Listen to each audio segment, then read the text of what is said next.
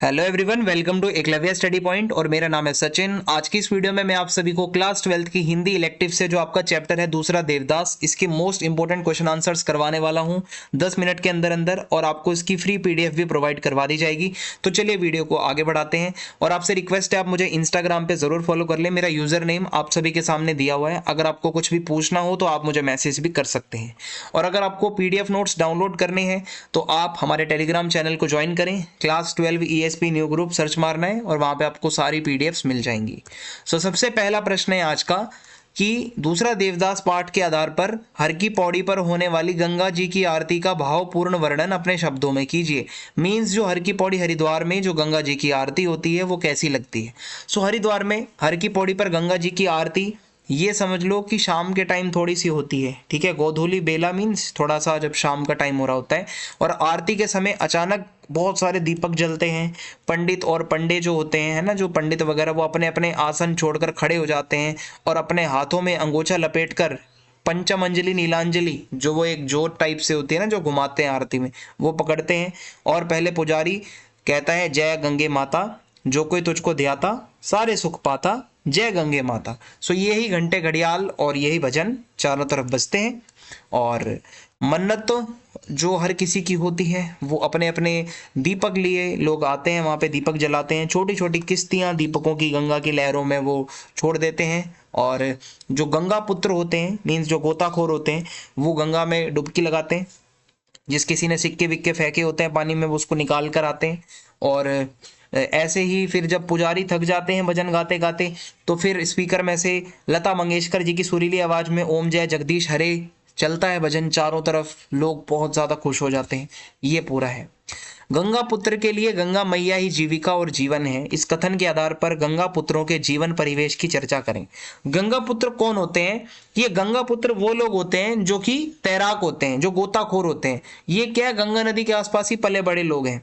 इन्होंने चलना दौड़ना तैरना सब सीख रखा है।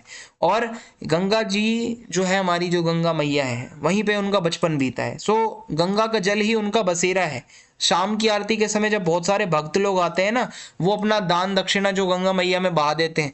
ये गंगा पुत्र गोता लगाकर वो पैसा चुन चुन कर अपने पास लाते हैं। यही इनकी जीविका है। सबसे अच्छे वो जो भी पैसे वैसे उन्हें मिलते हैं, उसको जांच परख के ये उठा लेते हैं।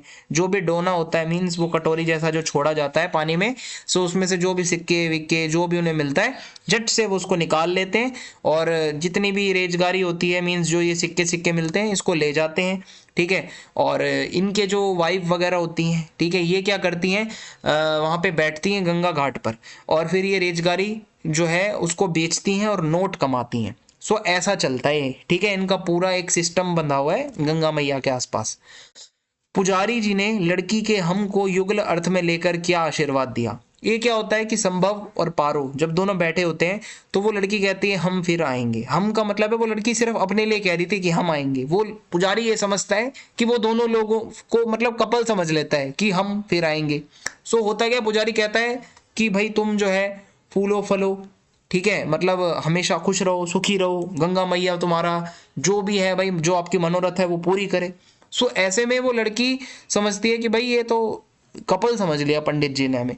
पुजारी ने जो आशीर्वाद दिया, तो बहुत लड़का और लड़की बहुत एम्बेरेसिंग मोमेंट हो गया, अटपटापन सा हो गया, क्योंकि पुजारी ने उनको पति पत्नी समझ लिया था, लेकिन वो लड़की तो हम बस अपने लिए यूज कर रही थी।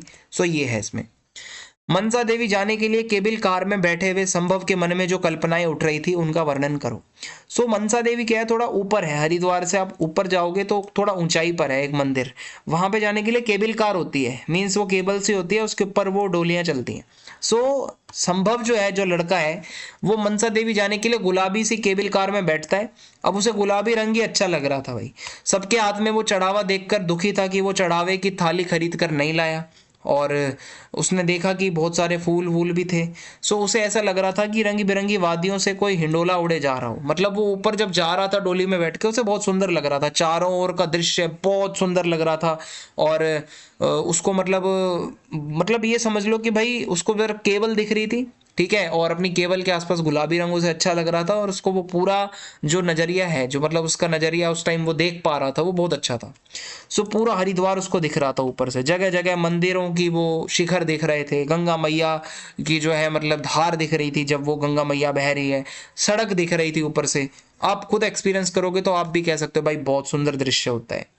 फिर है देवदास, जो हमारा टाइटल है इस चैप्टर का जो है ना, दूसरा देवदास, कितना सार्थक है ये नाम, कितना सही है। तो जो लेखिका है ममता कालिया, उन्होंने दूसरा देवदास सोच समझ कर ही रखा है। ये मैं आपको बताऊं, असली कहानी जो है वो लिखी है शरद चंद्र जी ने, जिसका टाइटल था देवदास। उसमें जो हीरो होता है वो अपनी पारो को बहुत प्यार करता है, और अंत में क्या है, ये प्यार हमेशा अमर रहता है। और ऐसे ही इस चैप्टर में संभव जो है वो अपने पारो को प्राप्त करने के लिए बेचैन है। तो देवदास और पारो प्यार के प्रतीक है यहाँ पे, इसीलिए यहाँ पे इस चैप्टर का नाम दूसरा देवदास है, क्योंकि यहाँ भी प्यार की बात हो रही है। फिर है मनोकामना की गांठ भी अद्भुत है, अनूठी है, इधर बांधो उधर लग जाती है।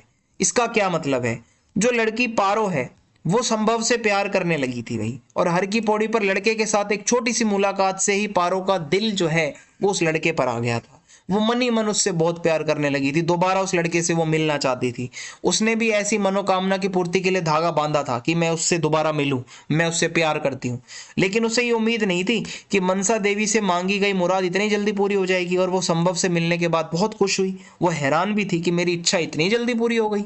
सो ये सारी बातें हैं इसमें। अगर आपको ये चैप्टर समझ में आ गया है क्वेश्चन आंसर्स, तो आप चैनल सब्सक्राइब करें और वीडियो को लाइक करें। अपना फीडबैक कमेंट बॉक्स में आप लिख सकते हैं और वीडियो को शेयर कर दें। जय हिंद, जय भारत।